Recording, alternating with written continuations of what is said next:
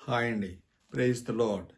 మరి ఒకసారి నా యూట్యూబ్ ఛానల్ ద్వారా మిమ్మందరినీ కలుసుకోవటం, మీతో మాట్లాడటం నాకు చాలా ఆనందంగా ఉన్నది. మీరందరూ కూడా దీనిని ఎంతో ఇష్టపూర్తిగా ఆలకించుతున్నారని, అదేవిధంగా ఇతరులతో పంచుకుంటున్నారని నేను ఆశిస్తున్నాను.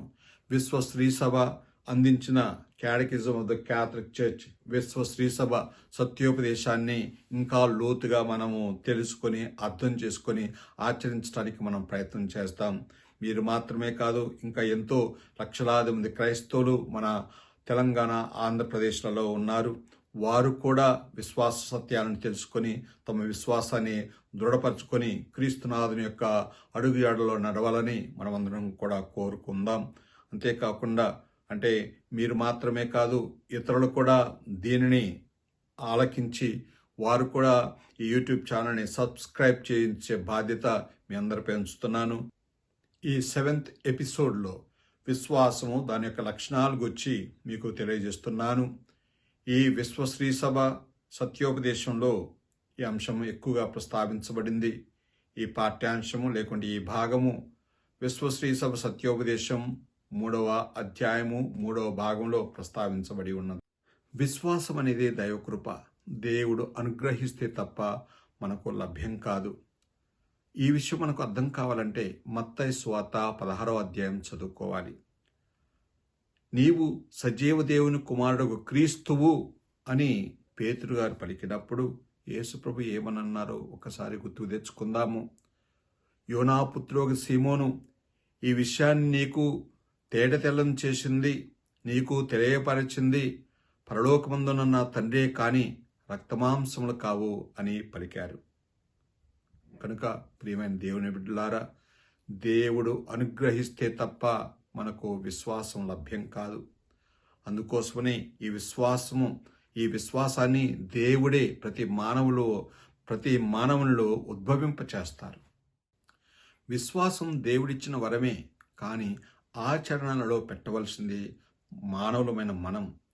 ఈ విశ్వాసాన్ని, దేవుడిచ్చిన యొక్క విశ్వాసాన్ని ఆచరణలో పెట్టడానికి మనకు పవిత్రాత్మ దేవుడే ప్రేరణను, శక్తిని విరివిగా దయచేస్తారు.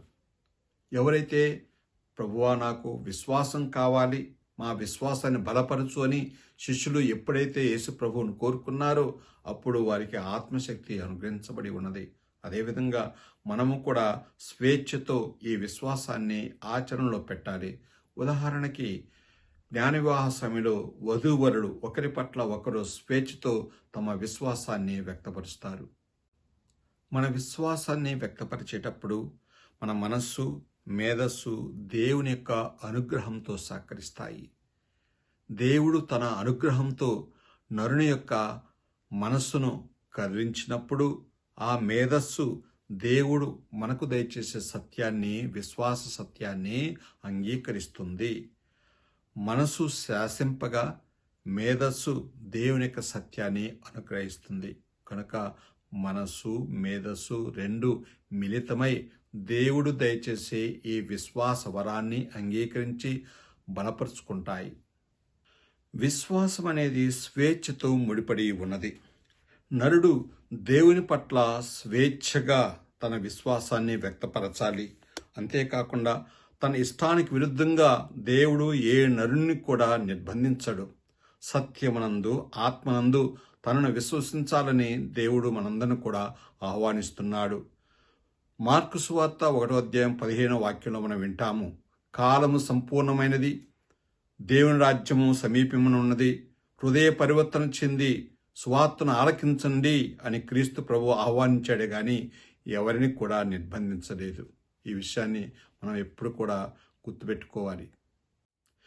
విశ్వాసం అవగాహనను కోరుకుంటుంది. అవగాహన లేకుండా ఎవరినైనా మనం నమ్ముతామా? దేవుణ్ణి విశ్వసిస్తామా? దేవుడు బయలుపరిచిన అనేక రహస్యాలని మనం సంపూర్తిగా అర్థం చేసుకోవాలంటే విశ్వాసవరం అనేది మనకు చాలా ముఖ్యం. పవిత్రాత్మ తన విశేష వరాలని మనపై కురిపించి ఆ విశ్వాసపు లోతుల్లోకి వెళ్ళటానికి మనకు సహకరిస్తుంది. కాబట్టి మనమందరం కూడా విశ్వాసవరంలో జీవించాలి అంటే పవిత్రాత్మ యొక్క అనుగ్రహం అనేది మనకు చాలా ముఖ్యం. ఈ విశ్వాసానికి విజ్ఞాన శాస్త్రానికి మధ్య వైరుధ్యమేదీ లేదు. హేతువాదానికి అతీతమైనది ఈ విశ్వాసం. నిగూఢ సత్యాలని బయల్పరిచేవాడు మరియు విజ్ఞాన శాస్త్రాన్ని దయచేసేవాడు ఆ పరమాత్ముడే. కాబట్టి ఆ పరమాత్ముడు తాను మనుషులకు బయలుపరిచిన పరమ రహస్యాలు అర్థం చేసుకోవాలని ఆయన కోరుకుంటాడు. కనుక విశ్వాస సత్యాలని మరియు ప్రాపంచిక విషయాలని తెలియపరిచేవాడు ఆ పరమాత్ముడే. విశ్వశ్రీ సభ కథోలిక సత్యోపదేశం 159 నెంబరులో ఈ విధంగా చెప్పబడి ఉంది. దేవుడే మానవ మేధస్సుకు తార్కిక దృష్టిని ఇచ్చాడు. మానవులు జరిపే పరిశోధనలేవి విశ్వాసానికి విరుద్ధం కాజాలవు. ఎందుకంటే విశ్వాస విషయాలు ప్రాపంచిక విషయాలు ఒకే దేవుడి నుండి ఉత్పన్నమవుతున్నాయని శ్రీసభ మనకు బోధిస్తూ ఉన్నది. విశ్వాసం అమరత్వానికి ఆరంభం. మనము నిత్య జీవితంలో ప్రవేశించడానికి ఇది మొదటి మెట్టు. ప్రియమైన దేవుని బిడ్డలారా, మనము మన విశ్వాస జీవితాన్ని కొనసాగిస్తున్నప్పుడు కొన్ని అవరోధాలు చోటు చేసుకుంటాయి, ఇక్కట్లు వస్తాయి, బాధలు కలుగుతుంటాయి, వేదనలు సంభవిస్తుంటాయి, అయిన వారి మరణం సంభవిస్తుంది. అంతేకాకుండా శోధనకు గురి అవుతుంటాము. ఎన్నో రకాలైన సమస్యలు మనని చుట్టుముట్టుతుంటాయి. ఇట్టి పరిస్థితుల్లో మనం చాలా జాగ్రత్తగా ఉండాలి. ఈ సమయంలోనే సైతాను మనలోకి ప్రవేశించి మనల్ని నిరాశ నిస్పృహలకు గురి చేసి దేవునికి దూరమయ్యేటట్లు, దేవునికి వ్యతిరేకంగా మాట్లాడేటట్టు, దేవునికి విరుద్ధమైన జీవితం జీవించేటట్లు ఈ సైతాను ప్రోత్సహిస్తుంది. కాబట్టి మనం జాగరూకులై ఉండాలి. ఇలాంటి విపత్కర పరిస్థితుల్లో మన దృష్టిని ఎవరి వైపు సారించాలి? ఎవరు మనకు ఆదర్శమూర్తులు? విశ్వాసపు ఆదర్శమూర్తులు ఎవరో మనము గుర్తుకు తెచ్చుకోవాలి.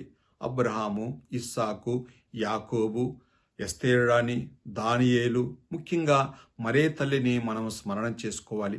వారి యొక్క జీవితాన్ని మనము ధ్యానం చేసుకోవాలి.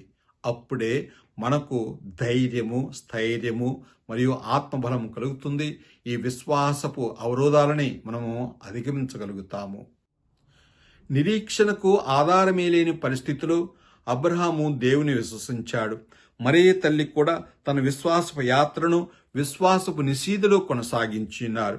ఈ విధంగా అనేక మంది భక్తులు దేవుని పట్ల అపారమైన విశ్వాసం కనబరిచి ఆయన ప్రేమకు పాత్రులయ్యారు. ప్రియమైన దేవుని బిడ్డలారా, మనమందరం కూడా పరుగు పందెంలో పాలు పంచుకుంటున్నాము. మన పందెపు బహుమానము క్రీస్తు దగ్గర ఉన్నది. మన దృష్టి అంతా కూడా క్రీస్తు వైపే ఉండాలి. కాబట్టి విశ్వాసాన్ని పరిపూర్ణంగా గావించేవాడు, విశ్వాసాన్ని కలగజేసేవాడు క్రీస్తువే. కాబట్టి మన దృష్టి అంతా కూడా క్రీస్తు వైపు సారించాలి. అప్పుడే మనము ఆ పందెపు బహుమానాన్ని మనము పొందగలుగుతాము. కనుక ప్రియమైన మిత్రులారా, రక్షణ పొందటానికి విశ్వాసం చాలా అవసరం. ప్రభు ఈ విధంగా చెప్తున్నారు. మార్కు సువార్త 16వ అధ్యాయం 16వ వాక్యం, విశ్వసించి జ్ఞానస్నానం పొందినవాడు రక్షించబడతాడు, విశ్వసింపని వాడిని దేవుడు శిక్షిస్తాడు.